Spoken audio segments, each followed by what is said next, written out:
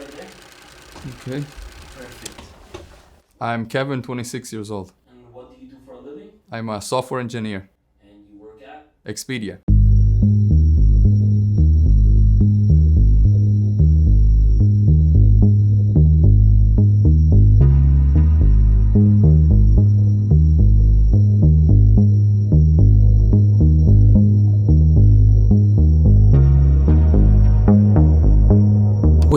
Wait. This is not really a documentary. It's more like a process that took a long time to complete. But this is how things went. IKEA, Home Depot, and Best Buy. 3 different stores we dropped by on July 27th. We shopped for accessories, plants, wall decorations, and we were a bit scared of getting caught filming, but it was a great success. We then finally ended up going to Home Depot to pick up our bear paint. I must say, I went with 2 different shades of green. And honestly, I really wasn't sure about these colors, but I was ready to gamble this entire video.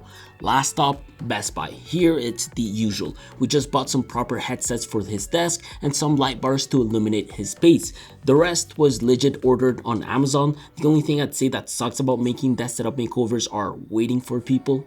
We like being respectful when we are not at each other's houses. Look, the goal here was to transform this entire setup into a whole new workspace for programmers, because that's what Kevin does. Not only does he have the skills to program, but he also has the skills to generate a lot of dust. Honestly though, taking all of his setup apart wasn't all that complicated. I wanted to also bring his PC case to the office and give it a bit of a redesign. And don't worry, we did get rid of these dual monitors. They really aren't my favorite for development, so I was happy to bring an ultra wide in. ARM no longer needed because the new monitor we bought has its own, and these are speakers I gave him a long time ago, and I'm happy they did their time. Regardless, I think the most annoying part about undoing all of his desk was all of these cables. Eventually, we unscrewed the countertop from these motorized legs we wanted to keep. Thankfully, it was actually a joke to remove, so I was super happy with that. As for the rest, it was simple to slide all of it out of this space, and it eventually gave us enough room to clean the floors so we could start painting. I did ask Kevin to remove the curtains for better natural light, just so we can get some better shots and more light to work with paint. A little tip guys, when it comes to painting, make sure to cover your floors and properly tape the walls, windows, and trims. If you have a colored wall, I suggest you prime it. It does take a bit of time, but it's definitely worth it. It'll make the paint stick. Now for this room, we went with 2 different colors. And because I always end up having paint on my clothes, I covered up. We went ahead and painted the wall in this Russian olive green color by Bear. Again, I was a bit scared at first about how this would turn out, but as the time went by and we kept painting, I was really happy with the way the wall was coming together. And the same thing applied to the second wall, which was painted in biking trail green by Bear. The second day for me was definitely a bit different. I actually ended up spending 4 hours trying to film and transition this build into the new case. I had a bit of a hard time because my allergies were kicking in. This thing was awfully dirty, and so I decided to dust it off, hence adding to my 4 hours. I just wanted to make sure I could fit clean components into this new build, in which I also decided to install new ARGB fans to match the aesthetics. So I eventually cleaned this thing up, took it apart, and reapplied some thermal paste. Turns out the old one was extremely dry. But yeah, with time I got all of the components in this new case, and luckily everything worked on the first try. I was super happy, and so I prepped this new build and brought it to his house. The only thing that we did realize after taking some of the tape off the walls was that we needed to redo the edges. However, I will say that the paint definitely turned out to be super nice. It's a color that I definitely recommend having with white trims. One thing I wanted to do before putting everything together was spray paint our cable management rack. I did order this plastic gray rack from Amazon, and I hated the fact it was gray. So I decided to use a satin black spray paint that adheres to plastic so I could transform this whole rack.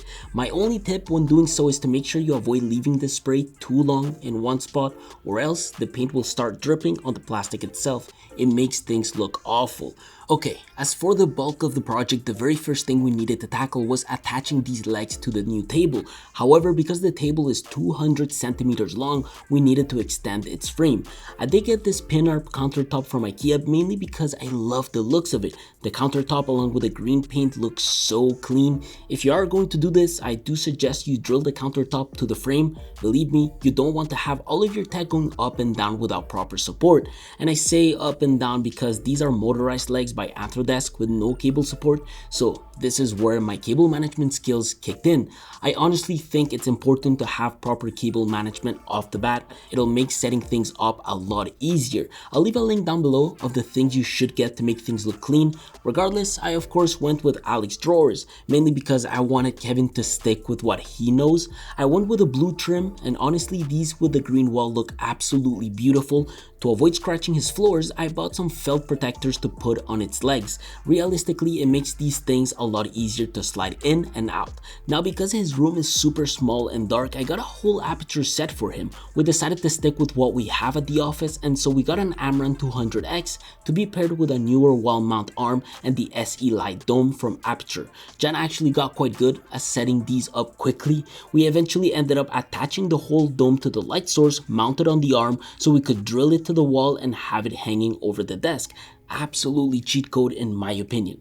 However, it of course wasn't the only light source we needed. We ended up installing some LifeX strips on the back of this desk, which eventually led to a bunch of cables piling up underneath, and so I needed to install the cable rack to route these. And so I did, but just after waiting like 6 hours for these to dry. Just note that technically these are server cable racks, but they come in so clutch, and because they aren't too long, it left enough room to 3M tape a whole power brick in order to power our tech. And this of course included the LifeX strip I had just previously installed. Okay, so the whole desk was quite well thought out. GrooveMate did send a few goodies, and one of them is their latest monitor stand. This thing along the pinup table looks so good, and the color this has really does accurately match the countertop. GrooveMate also sent their classic medium-sized wool felt desk pad, although I did ask them to send the lighter one this time around just to have some nice contrast with the peripherals and monitor. I did go ultra wide for this particular setup, and we brought an LG 34-inch into the mix. Luckily, this model came with its own VESA mounting arm. What I love about these ergo arms is that LG makes them super easy to install and make sure they are padded to protect your desk. Not only that, but honestly, due to the fact that these are clamps, their monitors are super easy to install. I particularly went with this model because it has USB-C and DisplayPort capabilities. It was also cool knowing that like my own ergo arm, the arm is able to properly route all of the cables you need. I did go ahead and bought some hue lights for this back panel. These do come with their own brackets and adhesive tape to stick into anything really. Luckily, their wires were long enough to be able to route them and pass them through the cable management rack we installed earlier that day. When it comes to the monitor screen light bar, we actually just got one from BenQ, and it was also engineered to mount ultra wide monitors. BenQ made this halo bar and it is extremely fancy. Fancier than our peripherals, but that doesn't mean that our mouse, keyboard, and audio setup aren't cool. The keyboard of choice was the MX Mechanical, and I paired this up with the latest MX Master 3S in white. I went road on this one, and I got the AI1 audio interface for Kevin's audio setup. Extremely good looking audio interface, by the way. I also wanted a nice boom arm to go with it all, and so I got the Blue Yeti Compass, which was also super easy to install. I did want Kevin to have a proper mic, which is why I recommended the Shure MK7. I paired this whole thing with Audio-Technica headphones, more precisely their Audio-Technica's Pro 5Xs. Really good looking headphones that he now hangs on the boom arm. I also gave him my Logitech Brio 4K webcam and my GrooveMate laptop stand for work purposes. I will admit the new Sonos lamp has no correlation to work. I got this lamp for decoration and because the speakers sound so good. I placed it along with his camera and one of the IKEA plants we got. On the other side, well, the NZXT custom build was placed. I will say though, we spent the rest of the night installing shelves and quickly realizing we had drilled on metal studs, which is why on the next day we had to make sure we cleaned things up, meaning that we needed to remove the studs, putty the holes, and somewhat repaint them. It honestly didn't turn out too bad. It was good enough to be able to install the smallest shelf size GrooveMate makes, and that along with a corkboard and the New York poster we got from IKEA, I would say everything together was definitely a great success. The only thing missing was the chair, but that we eventually brought in, unboxed, and assembled. I honestly haven't been this proud of any other project on the channel. This video wouldn't have been possible without today's sponsor, Coding Dojo. If you guys are potentially looking to learn how to code in order to work at companies like Expedia, Coding Dojo is a global technology education company that offers coding bootcamps to help you do so. This not only includes a web development bootcamp, but they also have a curriculum for data science, cybersecurity, and UI UX design. Their curriculum is very well designed to make this your first and last bootcamp you'll ever attend, so you can start tackling projects and truthfully learn even more by doing. If it's of interest to you, you can download any of their course packets and check out exactly what you will be learning. A few months ago, I personally attended a class and they truly deliver hands-on and structured teaching, which will help you develop your coding or design skills a lot quicker. I honestly think that their online learning platform was also far more effective compared to my online computer science classes at university. Oh, and don't worry though, if you can't attend full-time, you also have the ability to do it part-time if it's a career change you're thinking of. Plus, after graduation, Coding Dojo ensures they are always there for you by being able to reach out to your career service managers to reorient you and find the most suitable career in the industry. Look, I've learned by doing, but I've also realized you need the proper guidance to grow into self-sufficiency so you can learn how to be a developer. Give them a try. Check out Coding Dojo in the link in the description down below for more information. Just dibble and dabble a little bit more, you know what I'm saying? Yeah. Alright, so conscious. When I kiss you, I get a spark. Your body a work of art. Horny thoughts after dark. Used to stay up late to just talk. We was moving fast, trying not to get caught. Damn, your skin so soft. Let me open up your heart, cause life too short till death do its part. Knew it from the start, you be the one I'm pushing carts with. In the supermarket, you know I love to start shit. Took you to my crib. Well, I think this setup was a great success on our end. It looks immaculate and I am super happy with the way it turned out. I love how the paint makes the IKEA pin-up countertop pop, and now that I'm looking at it, I'm pretty happy these gray Anthrodesk legs don't ruin the aesthetic. With it all, the blue IKEA Alex drawers contrast super well with the green paint. I chose these specifically because, again, he already had some, so I didn't want to mess with the way he had the other ones organized. However, one thing I did want to mess with was the cable management. Things actually turned out to be extremely clean all the way across. I'm able to hold and hide all of the cables that tech on this table packs up. Starting with our audio interface from Rode, the AI one is my strongest recommendation for beginner audiophiles. I chose this one because it's easy to set up. It can connect his new Shure MK7 mic hanging by a blue compass arm, and it can also connect these Audio-Technica's Pro 5Xs. All of this delivers comfort while playing games, talking to friends, and just generally listening to videos and music.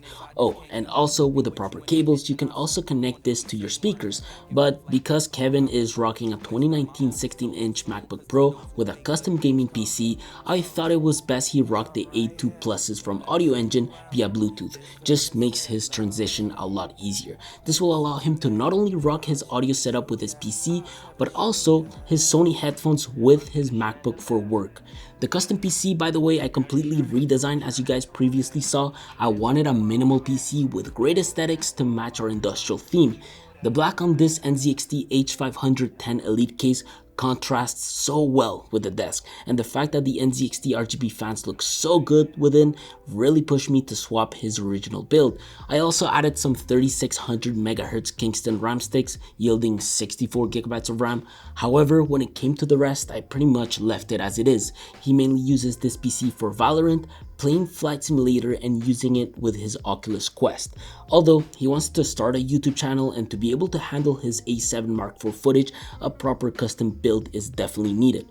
Both machines connect via USB-C and DisplayPort to this LG 34-inch monitor. I of course went ultra wide because I remember how much I loved coding on these. When I was doing client projects back in university, I remember having a blast coding with such a wide curved panel. And so honestly, I truly think this monitor was a no-brainer for him. Luckily, to complete it, I had BenQ send their new Halo light. As some of you know, I am now a huge fan of having a light bar on top of monitors. And the coolest thing about this one is that not only it is also built for curved monitors, but it also came with this remote control to be able to control the brightness, temperature, the automatic sensor, and the power status. As a developer, I think these come in so clutch, especially at night when you're trying to write code on this Logitech MX Mechanical. Not that it needs it because its backlighting feature is pretty sick. I did go full brown switches with this one only because brown switches are known to be excellent for programming.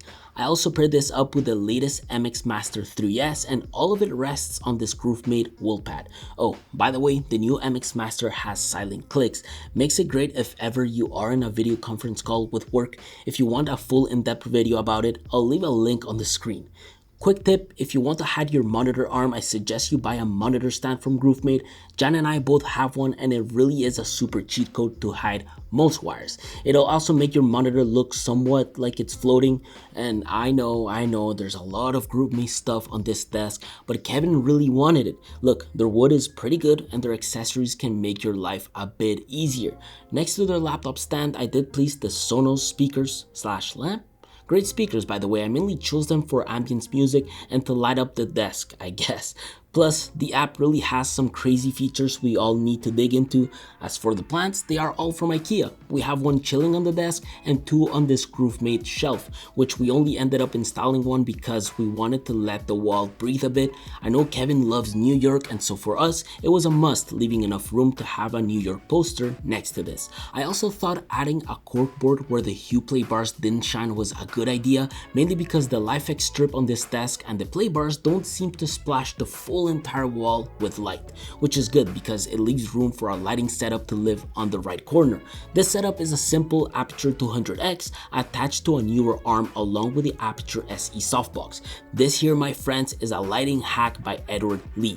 I heavily recommend doing this as you can take advantage of so much light and control it through the phone. As for the chair, I chose a chair that was comfortable enough and had a wide enough area on its seat. As a developer, you tend to spend crazy hours sitting down, and so I wanted to make sure this could deliver. It doesn't seem to be the best seat padding, but it might just do the trick with lower back pain. It was honestly a pleasure doing and filming this desk setup makeover. I truly think we did a great job at delivering this. I'm thinking of doing this for some of the local fans out there. Montreal is filled with great people that might need a cooler space and some new tech to kickstart their business or make their life easier. It's definitely what I tried doing here, so let's hope it works for Kevin. You guys can definitely check out his channel. Tech reviews are coming up. And if you want to see his day in the life as a software engineer at Expedia, make sure to stay tuned. I'm signing out, guys. I need some sleep. See you all next week. Take care.